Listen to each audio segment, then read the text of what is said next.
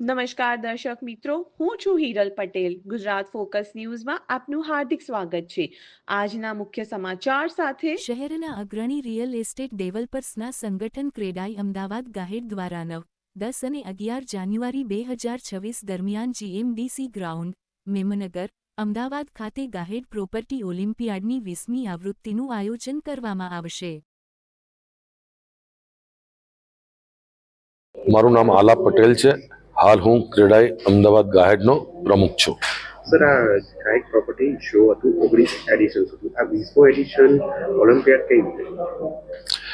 Olympiad એ રીતના કે અત્યાર સુધી છેલ્લા 6 મહિનાની અંદર જે પ્રમાણે અમદાવાદમાં આવનારી world class sports event host કરવા અમદાવાદ જ્યારે જઈ રહ્યું છે અને તેની જાહેરાતો થઈ રહી છે.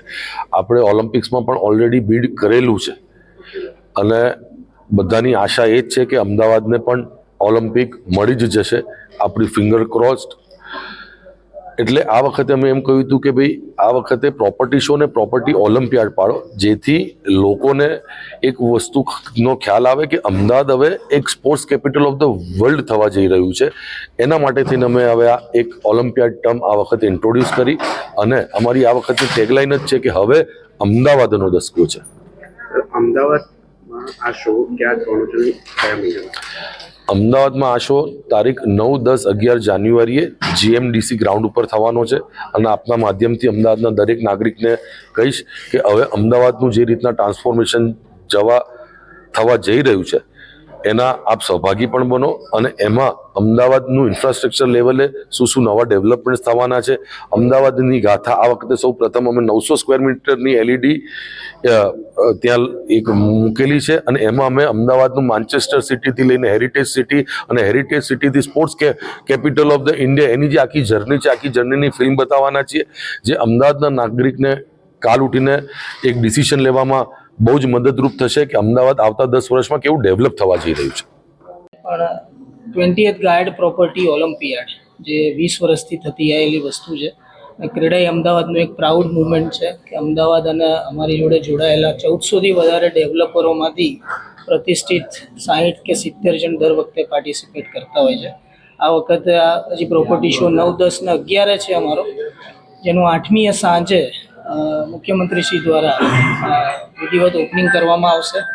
આ પ્રોપર્ટી શોની બે વસ્તુ છે કે ટેગલાઇન જે અમે પસંદ કરી છે એ અમદાવાદનું ઇન્ફ્રાસ્ટ્રક્ચર, સ્પોર્ટ્સ એક્ટિવિટી, કોમનવેલ્થનું આગમન, નવી કદાચ ઓલિમ્પિકની આપણી બીડ, એ સિવાયની પોલીસ એન્ડ ફાયર ડિપાર્ટમેન્ટની 2029માં આવતી વસ્તુ, બીજી 8 થી 10 સ્પોર્ટિંગ ઇવેન્ટ છે જે આપ સૌને ખ્યાલ હશે, નહીં હોય તો એ ડિટેલ બી છે જેમાં અમદાવાદ આપણે પાર્ટિસિપેટ કરી રહ્યું છે. 30 થી 36 આપણે ગુજરાતીમાં કહેતા હોઈએ છીએ કે ભાઈ આ ભાઈનો દસકો છે, તો હવે અમે એવું કહીએ છીએ કે હવે અમદાવાદનો દસકો છે. એટલે 2026 થી 36 અમદાવાદનો દસકો છે, એ આખો અમારો થીમ છે.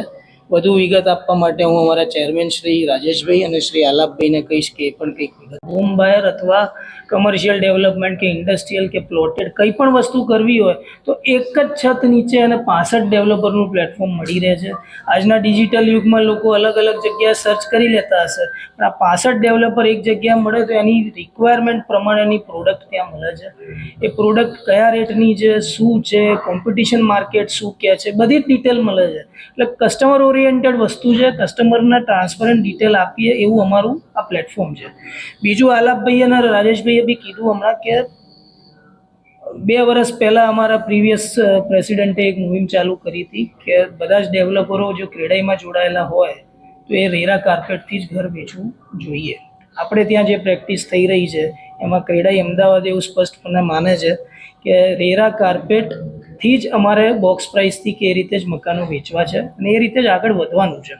તો જ આખા વર્લ્ડમાં આપણી પ્રોપર્ટીની પ્રાઇઝિંગ એ લોકોને કોમ્પિટ કરતાં ખબર પડશે. સુપર બિલ્ટઅપ કોઈનું અલગ હોય, કોઈનું અલગ હોય, એ કોઈ રાઇટ મીડિયમ નથી. એટલે અમે એક બીજું બી વસ્તુ સરકારને રજૂઆત કરેલી છે કે FSI is equal to RERA carpet. એ અમારી માગણી છે કે જે પ્લાન પાસમાં લખેલો એરિયા હોય એ જ રેરામાં જાય, એ રેરાવાળો ડેટા જ કસ્ટમર સુધી આવે, એ જ ડેટા બેન્કર જોડે હોય. બધી જગ્યાએ એક જ એરિયાની માગણી છે. જો એ સ્વીકાર થઈ જશે તો અમને લાગે છે આ એકદમ ટ્રાન્સપરન્ટ માર્કેટ થશે. કસ્ટમરને બધી જ ડિટેલ એક જ પોર્ટલ પર એક જ સરખી મળશે. દરેક સંસ્થાએ, દરેક ઓર્ગેનાઇઝેશન એનું અલગ અલગ અર્થઘટન નહીં